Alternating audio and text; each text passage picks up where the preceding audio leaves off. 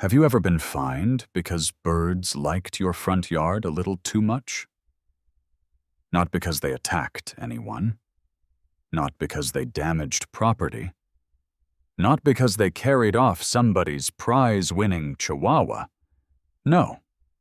According to the Evergreen Hills HOA, my greatest crime was owning a bird feeder that was, and I quote, visually distracting to the neighborhood's refined landscape character. My name is Owen Parker, and before the Bird Hotel incident, I believed feeding birds was one of the least controversial hobbies a man could have.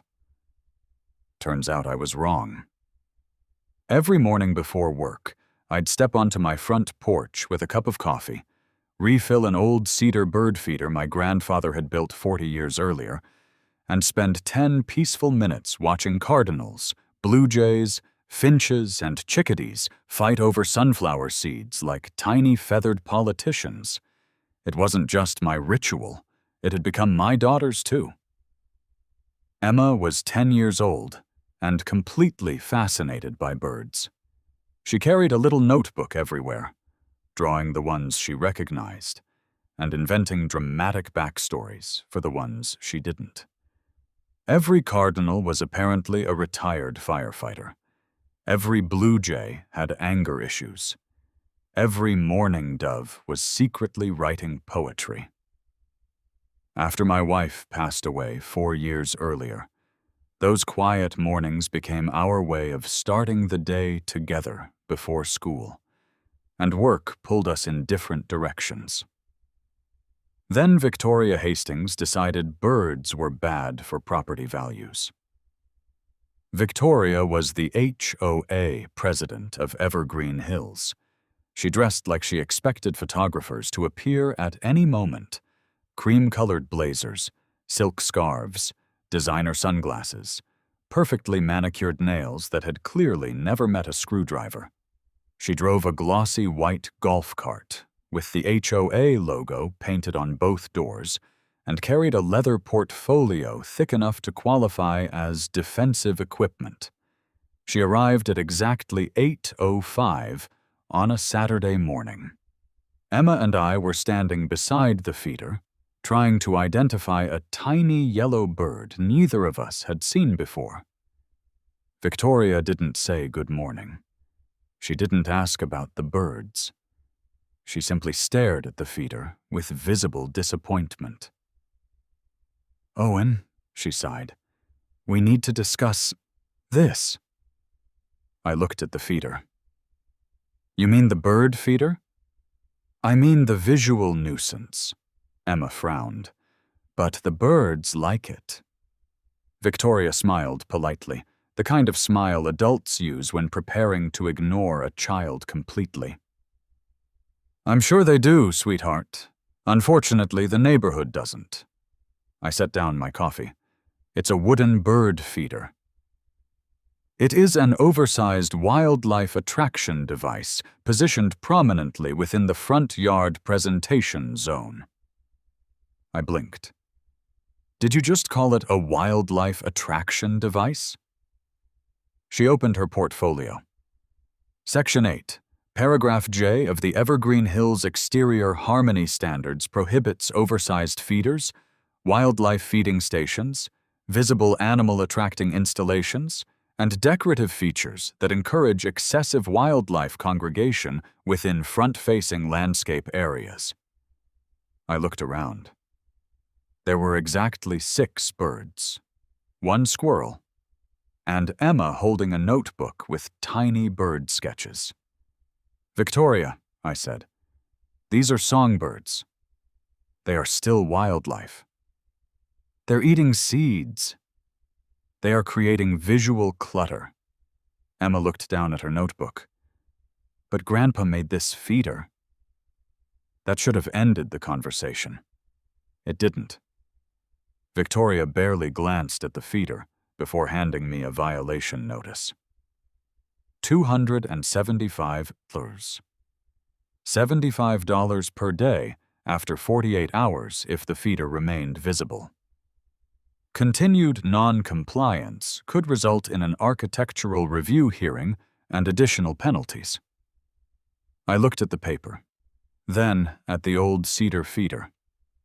My grandfather had built it by hand when I was 12. Every winter, we'd refill it together. After he passed away, I kept it because it reminded me of mornings spent learning bird names from a man who believed every creature deserved a little kindness. Now, Emma loved it for the exact same reason. Victoria adjusted her sunglasses. "I'm sure you can find a more tasteful hobby." That sentence settled something inside me. I folded the violation notice carefully and slipped it into my pocket. "So," I asked, "the problem is that it looks like an ordinary bird. Feeder?" "The problem," Victoria replied, "is that it lacks architectural elegance." Architectural elegance. Those two words echoed in my head. Because if the Evergreen Hills HOA wanted architectural elegance, I was about to give the local birds luxury real estate. I looked toward the little porch camera and smiled. If you're watching Sovereign Verdict, subscribe now, because Karen just called my grandfather's bird feeder an eyesore. I didn't remove it. I hired the birds an architect. That night, after Emma went to bed, I stayed at the kitchen table with Victoria's violation notice, a cup of coffee that had long since gone cold, and my grandfather's old bird guide lying beside my laptop. I wasn't angry anymore. That was the dangerous part. When I get truly irritated, I stop arguing and start reading. So I downloaded the Evergreen Hills HOA Handbook. 322 pages. Somewhere in those pages were regulations about porch lights, mailbox fonts, shrub spacing, and, apparently, the emotional impact of birds existing within eyesight. I skimmed through landscaping rules, wildlife provisions, architectural standards, and decorative display requirements until my eyes started crossing. Victoria had quoted the bird feeder rule correctly. Oversized feeders, wildlife feeding stations, and visible animal-attracting installations were prohibited in front-facing landscape areas. Fine. The bird feeder couldn't stay. But the birds weren't the problem. The presentation was. So I kept reading. Around midnight, buried inside the architectural enhancement section, I found exactly what I was looking for. Section 14. Paragraph C. Decorative garden structures, ornamental towers, themed landscape features, educational wildlife displays, and architecturally integrated habitat installations may be approved when maintained, constructed of quality materials, and visually compatible with the residents. I read the paragraph twice, then a third time. Educational wildlife displays. Architecturally integrated habitat installations. I leaned back in my chair and started smiling. The HOA had banned bird feeders. It had not banned bird homes. Better yet, it encouraged architecturally integrated habitat installations. Emma wandered into the kitchen wearing dinosaur pajamas and rubbing one eye. "Dad? I thought you were asleep." I got thirsty. She noticed me grinning at the laptop. "That's your revenge smile." "I have a revenge smile? You always get one before you build something." I laughed. "Come here." She climbed onto the chair beside me, and I pointed at the highlighted paragraph. "They don't want a bird feeder." "So?" "So we're going to build the birds an apartment building." Emma frowned thoughtfully. "Like a tree house?" "Bigger." "A mansion?" "Bigger." Her eyes widened. "A hotel?" I nodded slowly. "The nicest bird hotel this neighborhood has ever seen." Emma's face lit up. Can it have tiny balconies? I looked at her, then back at the rule, then back at her. Yes. The next morning, I called my friend Charlie. Charlie owned a custom woodworking shop and had spent 20 years building gazebos, pergolas, and outdoor furniture. More importantly, he despised HOA politics almost as much as I did. "Owen," he answered, "what did the HOA do this time?" "They declared war on birds." There was silence. "I need more information." I explained everything. When I finished, Charlie didn't laugh. He whispered, "We're building Buckingham Palace for sparrows."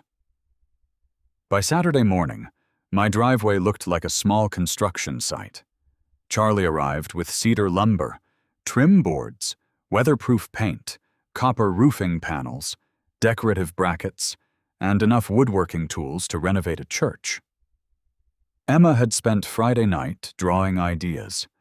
Most of them involved birds owning restaurants. We didn't use those. Instead, Charlie designed something spectacular. 10 feet tall, a thick cedar center post anchored into a hidden steel footing. At the top sat a 3-story Victorian-style bird hotel with dozens of nesting compartments, tiny decorative balconies beneath each level, miniature flower boxes, little copper roofs, carved window frames, and elegant trim that matched the style of my house. None of the balconies actually needed to work. They simply looked adorable. Below the hotel sat my grandfather's original bird feeder, not removed, integrated, hidden beneath the decorative structure as one small functional part of a much larger architectural installation. Charlie stepped back and admired it. "You realize this is completely unreasonable." "I know. I've never been prouder." Emma carefully painted a tiny wooden sign. "The Evergreen Grand Bird Hotel. Luxury suites, all seeds included." I almost framed it. By Sunday afternoon, the entire structure stood proudly beside my front flower bed. It wasn't just a bird feeder anymore. It looked like a tiny luxury resort sitting on top of an elegant wooden tower. Within an hour, birds had already started exploring it. Within 2 hours, 2 squirrels were arguing over balcony ownership. By Monday morning, Victoria arrived. Her golf cart stopped so suddenly the clipboard slid off the passenger seat. She stepped out slowly, removed her sunglasses, looked up, then kept looking up.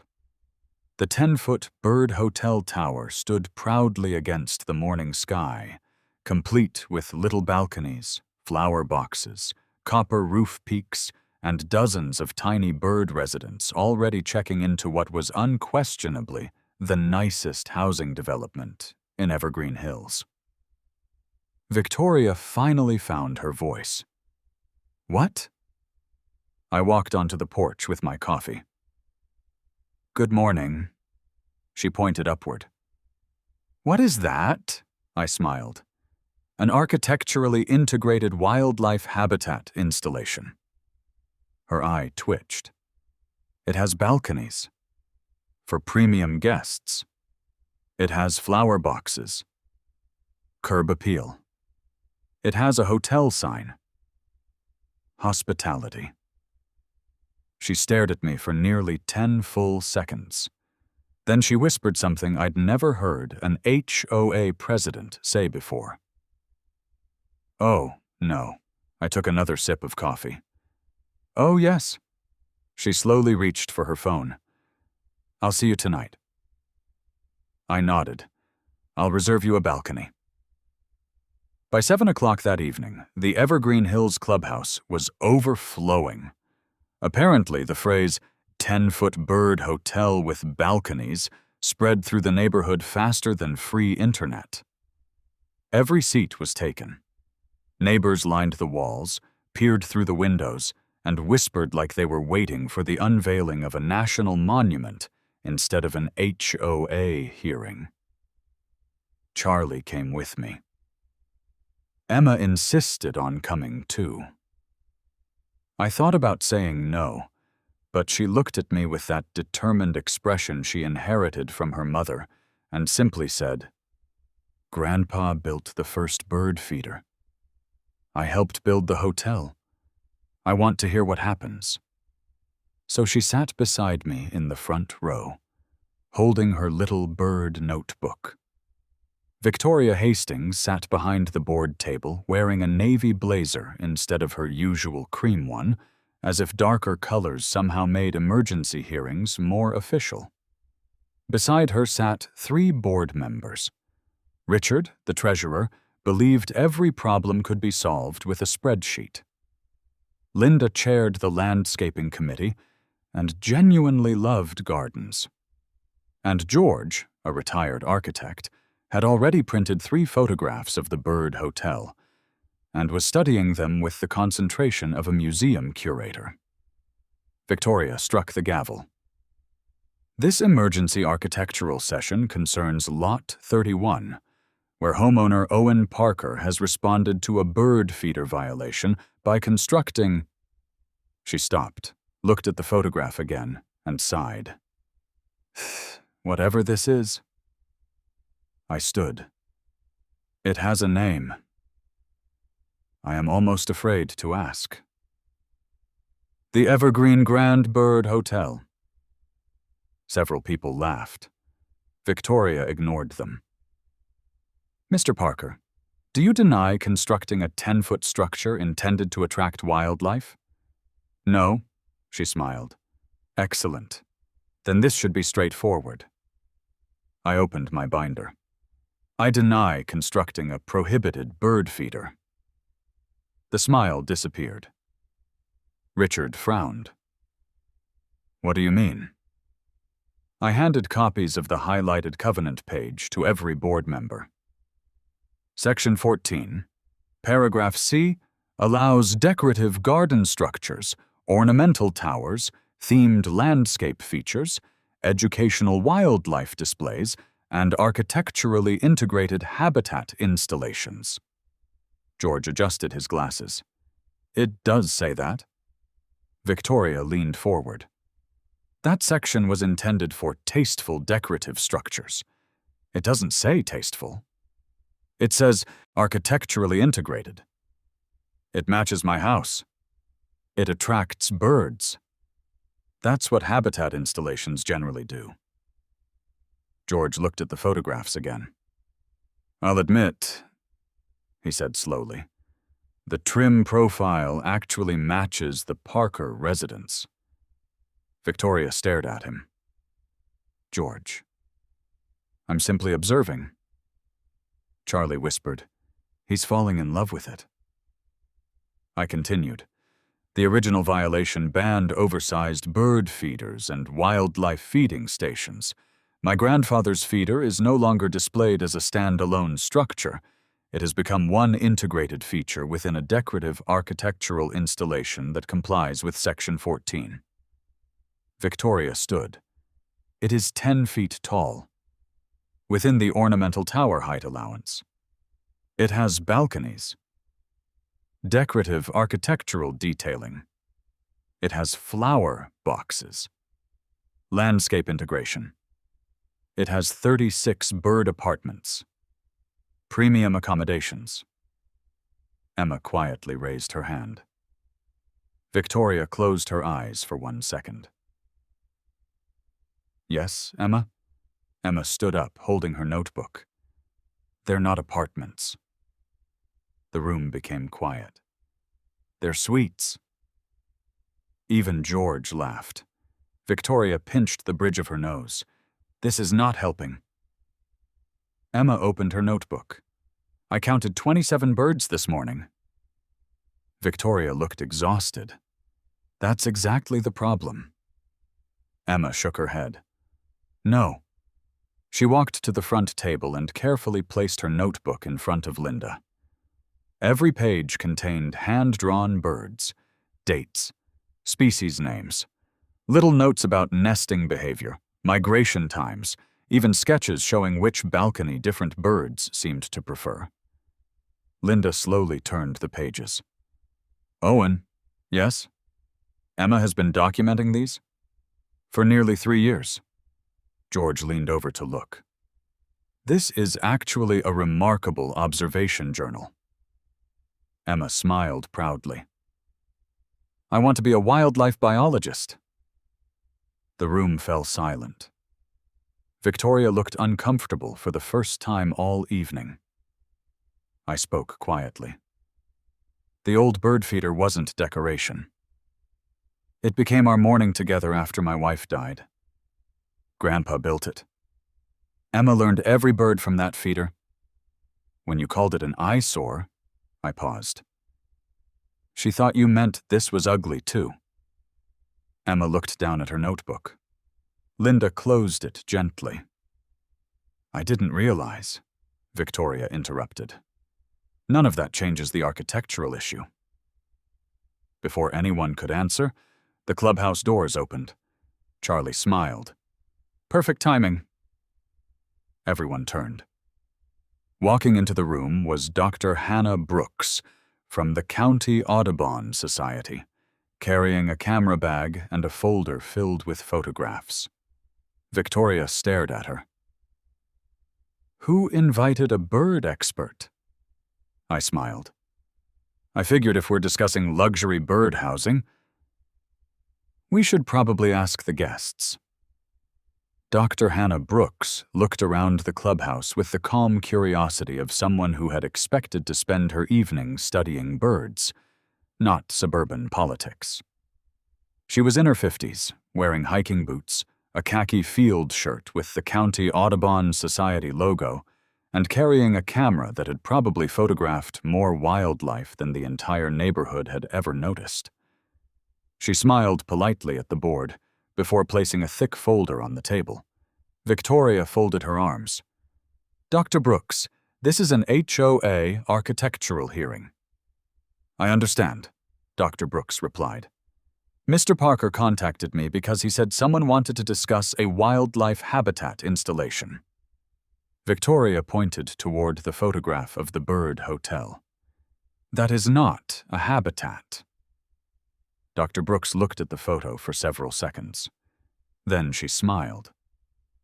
Oh, she looked impressed. Who designed this? Charlie raised his hand proudly. I did. The balcony spacing is actually excellent. George immediately leaned closer. It is? Dr. Brooks nodded. The overhanging roofs provide additional shade. The multiple entrance sizes accommodate different native species. The elevated design discourages predators, and the cedar construction naturally resists insects. Victoria stared. It has balconies. Yes. They're decorative. Actually, Dr. Brooks replied, opening another photograph.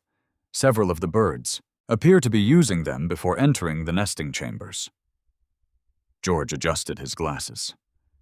Really? She spread several large photographs across the table. Beautiful close-up images filled the room.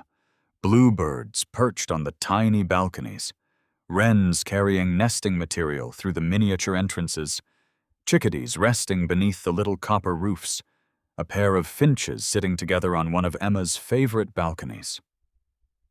The entire room became strangely quiet. Linda smiled. They're actually using it. They certainly are, Dr. Brooks replied. Frankly, it's one of the more thoughtfully designed backyard bird habitats I've seen this year. Victoria looked like someone had just informed her that gravity had become optional. But, she pointed helplessly toward the photographs. It looks like a hotel. Dr. Brooks laughed softly. And birds don't know that. More laughter rolled through the room. I stepped forward. The original violation wasn't about safety. It wasn't about damaged property. It wasn't even about noise. It was because Karen... I caught myself. Because Victoria believed my grandfather's bird feeder looked ugly. I looked toward Emma. My wife died 4 years ago. Those mornings watching birds became something Emma and I could still share. When Grandpa's feeder became part of the bird hotel, we weren't replacing his gift. We were protecting it. Emma quietly reached over and held my hand. Dr. Brooks opened the final folder. There's one more thing. She handed a document to the board. The County Audubon Society runs a certified backyard habitat program. George looked at the heading. It does. Dr. Brooks nodded. I inspected the Parker property this afternoon. Victoria slowly turned toward me. You what? The landscaping, native flowers, clean water source, nesting habitat, and bird accommodations exceed our certification requirements. She smiled warmly. If Mr. Parker wishes, his property qualifies as an officially recognized certified backyard habitat. Silence. Complete silence. Richard looked down at the certificate. Linda smiled. George actually applauded once before catching himself. Victoria looked as though the room itself had betrayed her. I spoke quietly. So, my grandfather's bird feeder, the one you called an eyesore, is now part of an officially certified wildlife habitat. Nobody said anything. Finally, Linda cleared her throat. I move to dismiss the violation against Lot 31.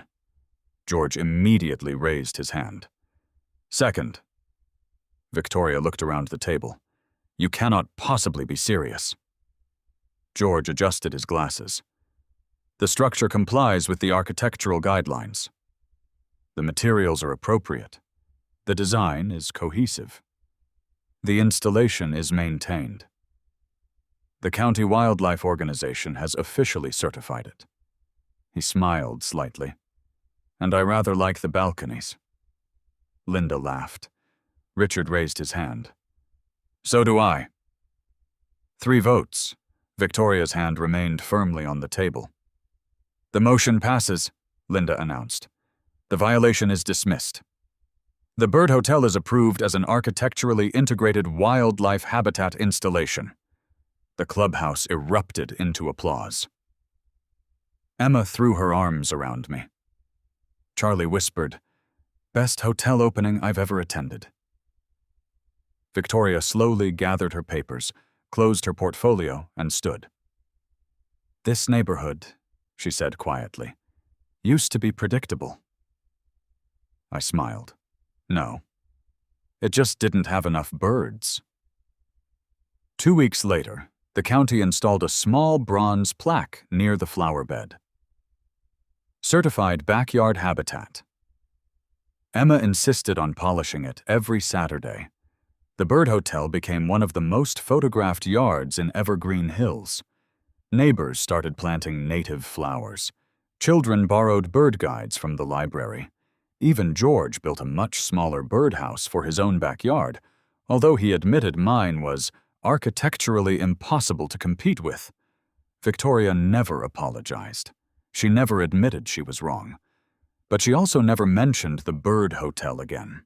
Every morning, Emma and I still sat on the porch with coffee for me and hot chocolate for her, watching new guests arrive at their tiny balconies. Sometimes we'd spot a new species checking into the hotel, and Emma would immediately start another page in her notebook. Grandpa's old feeder was still there, hidden safely inside the grand structure, still feeding birds, still bringing people together, just as he always intended. So remember this from Sovereign Verdict. Subscribe for more stories. Always read every HOA rule twice. Protect the things that matter.